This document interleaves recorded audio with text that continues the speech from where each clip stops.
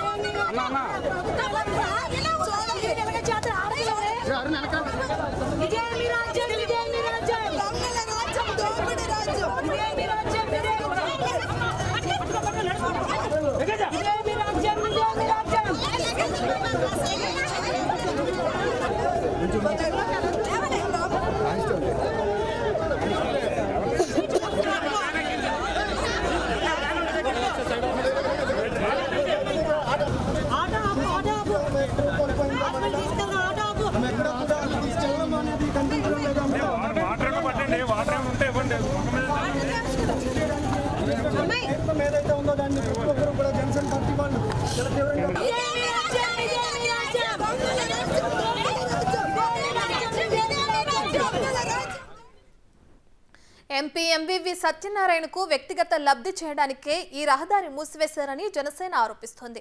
ఎంపీకి చెందిన నిర్మాణాలకు వాస్తు దోషం తొలగించేందుకు రోడ్డు మూసివేశారని నాదెండ్ల మనోహర్ ఆరోపణలు చేశారు. జనసేన కార్పొరేటర్ మూర్తి యాదవ్తో పాటు కార్యకర్తలు అక్కడికి చేరుకుని నిరసన చేపట్టారు. సెక్షన్ 30 అమలులో ఉండటంతో జనసేన ధర్నాకు అనుమతి లేదని పోలీసులు చెబుతున్నారు. ధర్నాకు దిగిన నాదెండ్ల మనోహర్తో పాటు కార్పొరేటర్ మూర్తి యాదవ్ను అదుపులోకి తీసుకున్నారు.